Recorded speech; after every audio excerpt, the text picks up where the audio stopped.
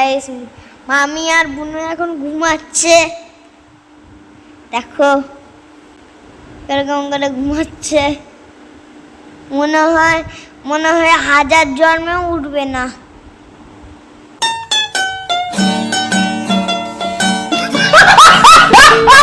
আমরা এখন সবাই মিলে যাচ্ছি হচ্ছে বাজারে, দিকনগর বাজারে, তাই তো? শান্তিপুর দিকনগর বাজারে। তো শান্তিপুর কে কে থাকো অবশ্যই কিন্তু জানিও, দিকনগর কে কে থাকো অবশ্যই জানিও। গরম, প্রচণ্ড গরম। আসলে অনেক আগে আমরা বেরিয়ে যেতাম, আমার এই ননদের ঘরে পর্দা লাগাচ্ছিল, মিস্ত্রি এসেছিল, তো সেই কারণে একটু লেট হলো। তারপরে চা ঠা খেয়ে এরা ম্যাগি খেলো, তো তারপরে বেরোচ্ছে, অনেকটা রাত হয়ে গেছে। তো আয় তাড়াতাড়ি, অন্ধকার দেখো আমার পেছনে, দেখো কি অন্ধকার। আজকে সারাদিন হনুমান উৎপাত করছে জানো তো, আর কি অন্ধকার দেখো, কি অবস্থা, পুরো অন্ধকার ঘুটঘুটে একদম। দেখো আমরা এখন যাচ্ছি বাজারে সবাই মিলে, অন্ধকার। এই দেখো রামপুর দেখে দাঁড়িয়ে আছি। তো চলো, এইগুলোই থেকে যাবে স্মৃতি হিসাবে।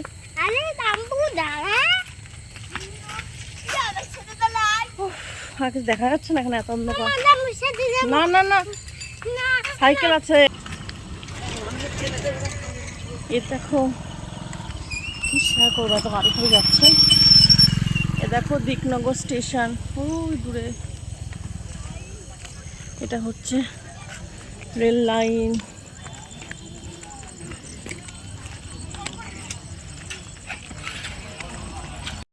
হ্যালো বন্ধুরা, এই যে তোমরা বাজারটা দেখতে পাচ্ছ না, এটা হচ্ছে দিকনগর স্টেশনের পাশে যে বাজারটা, সেই বাজারটা। এই বাজারটার ভেতরে আছে আমার নন্দায়ের দোকান, সেটা তো তোমাদের সাথে অবশ্যই আমি শেয়ার করব।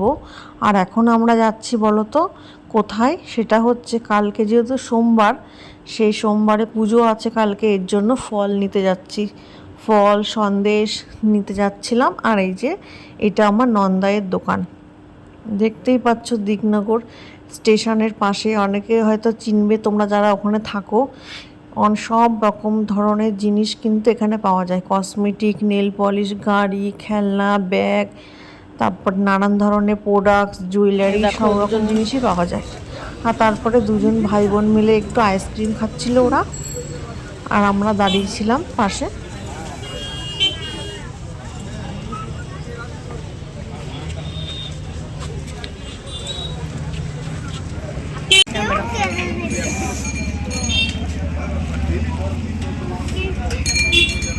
দিকনগর স্টেশনের পাশেই এই রেস্টুরেন্টটা, এইখানে চলে এসেছি।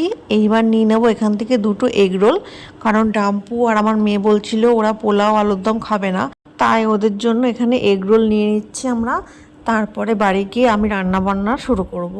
এ দেখো বাড়ি চলে এসেছি, আমি আজকে রান্নাবান্নাটা করছি। আমার ননদ বলল আমি ভালো পোলাও রান্না করতে পারি না। আমি যে খুব ভালো পারি তা না, কিন্তু ভালোবাসি সবাই আমার হাতে রান্না খেতে। এর জন্য আমি এখানে দেখো পোলাওয়ের চালটা আদা, ঘি আর কালার দিয়ে মেখে রেখেছি। আর এখানে আলুর দমে কালারটা দেখেছো, জাস্ট দারুণ এসছে।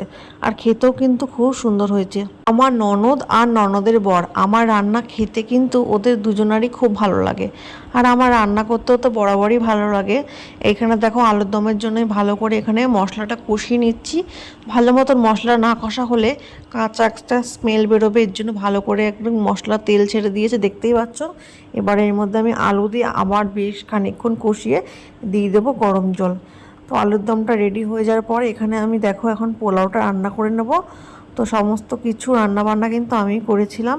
আর এই দেখো পোলাওটা আমার এখানে কমপ্লিট হয়ে গেছে, ঝরঝরা পোলাও আলুর দম, এটাই হয়েছিল আমাদের রাত্রের মেনু। তো এইসব রান্না বানাতে আমি যেমন ভালোবাসি, তেমন কিন্তু আমি খেতেও ভালোবাসি জানো তো। আমার প্রতিদিন ভাত খেতে একদমই ভালো লাগে না, এরকম ধরনের মাঝে মাঝে রান্না করতে এবং খেতে আমি, আমার বর, আমার ফ্যামিলি সবাই কিন্তু ভালোবাসে।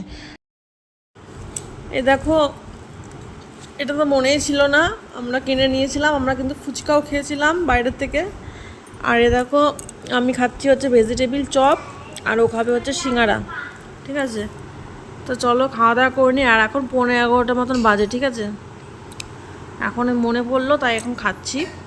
আর এখানে ডাম্পু ঘুমিয়ে পড়েছে, যে এসি এখানে চলছে।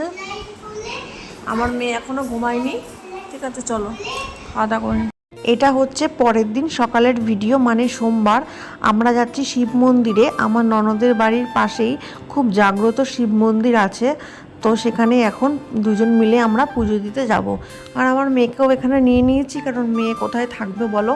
আর এই ব্যাগের মধ্যে দেখতেই পাচ্ছ তোমরা ফল, তোমরা দেখতে পাচ্ছ না, মানে আমি এর মধ্যে গুছিয়েছি হচ্ছে ফল, ফুল, সন্দেশ সব কিছু নিয়ে নিয়েছি। আর ওই দেখো পেছনেও দুধ, গঙ্গা জল সব কিছু মিশিয়ে নিয়ে আসছে। এখন আমরা সবাই মিলে যাব হচ্ছে পুজো দিতে, মানে ভোলানাথের মাথায় জল ঢালতে। শ্রাবণ মাসে তৃতীয় সোমবারটা আমি কিন্তু দিকনগরেই কাটাবো, এটা কিন্তু আমি কল্পনাতেও ভাবিনি, জানো তো। আমি, আমার ভাইয়ের বউ, আমার মা সবাই মিলে ঠিক করেছিলাম সোমবারের উপোসটা আমরা মদনপুর মন্দিরেই করব। কিন্তু এই যে সময় আর পরিস্থিতি মানুষকে কোথা থেকে কোথায় নিয়ে যায়, এই ভিডিওটাই কিন্তু প্রমাণ। আর ওদের বাড়ির ওইখানে পরিবেশটা কিন্তু ভীষণ সুন্দর। আমি যতবারই এসেছি ততবারই কিন্তু বিকেল হলেই আমি বাইরে ঘোরাঘুরি করেছি কিংবা স্কুটি চালিয়েছি, কারণ আমার নন্দায় একটা স্কুটি আছে পিঙ্ক কালারের, সেটা কিন্তু আমি আসলেই চালাই এখানে। আর এই পরিবেশটা আমি কিন্তু উপভোগ করি। আমার খুব ভালো লাগে এরকম টাইপের ফাঁকা পরিবেশ, আমার ভীষণ ভালো লাগে। আর আমরা এখন সবাই মিলে যাচ্ছি, দেখো চলে এসেছি আমরা মন্দিরে ভোলানাথের মাথায় জল ঢালতে। আর লাইন দেখেছো, লাইন কিন্তু ভালোই ছিল, তবে বেশিক্ষণ দাঁড়াতে হয়নি। আমরা অল্প সময় দাঁড়িয়েই ভেতরে ঢুকতে পেরেছিলাম, আর তারপরে ভালোভাবে পুজোটা দিয়ে বাইরে চলে এসেছিলাম। আর ভেতরে কোনো রকম ভিডিওটা করিনি, তার কারণ অনেক ভিড় ছিল আর ভিডিও ধরে দেওয়ার মতন কেউ ছিল না। তাই আমরা বাইরে এসে যতটা তোমাদের সাথে শেয়ার করতে পেরেছি ততটাই কিন্তু বন্ধুরা শেয়ার করছি। ঠিক আছে, সবাই বলছিল এই মন্দিরটা নাকি খুব জাগ্রত, জানো তো, যা চাওয়া যায় তাই কিন্তু পাওয়া যায়। কিন্তু আমার সাথে এমন কেন হয় আমি এখনও পর্যন্ত বুঝি না। আমি কিন্তু ভগবানের কাছে সেরমভাবে কোনো দিনও নিজের জন্য কিচ্ছু চাই না, জানো না। আমি চেতে ভুলে যাই না কি চাবো সেটা আমি নিজেই জানি না। আমি কিন্তু একটা জিনিসই চাই, সেটা হচ্ছে কৃষ্ণ ভক্তি চাই, যে আমি যেন ভগবান শ্রীকৃষ্ণকে আজীবন ভালোবাসতে পারি। আমি কিন্তু সত্যি সত্যি এটাই চাই। আর আমার বাবার শরীর যেন ভালো থাকে, আমার ভাই, আমার বর, আমার মেয়ে সবাই যেন সুস্থ থাকে, এইটুকুই কিন্তু আমি চাই ভগবানের কাছে। আর নিজের জন্য কোনো দিনও কিছুই চাই না, এটা কিন্তু একদম সত্যি। আমি নিজের জন্য কী চাবো বলো? এরা ভালো থাকলেই তো এদের মাধ্যমে আমিও ভালো থাকবো, তাই না বলো? এর থেকে বেশি কিছু চাই না আমি। আর দেখো এত গরম পড়েছিল, আর কি বলবো, আমাদের পুজো দিয়ে জাস্ট বেরোলাম। আর এখানে আমার ননদকে বলছিলাম একটু পাখার তলা দাঁড়িয়ে নে, এত ঘেমে গেছিলাম, বাপরে বাপ, তোমাদের আর কি বলবো। এখানে দাঁড়িয়ে দাঁড়িয়ে আমার পুরো ঘুম চলে এসেছিলো, জানো তো, এত ভালো লাগছিল এই পাখার তলা দাঁড়াতে, কি আর তোমাদেরকে বলবো। ওই ভিডিও আমি ভাবছিলাম ভিডিও, ইউটিউব ভিডিও, ইউটিউবে গান তো যায় না।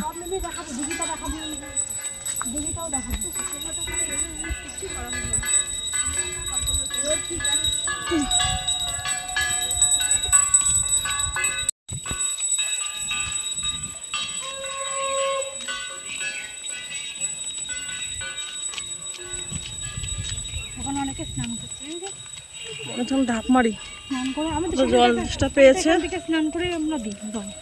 জল তেষ্টা পাহাড় থেকে। আর এখানে যাস না পিছলা, এখানে যাস না, পচ করে পড়াবি নিচে।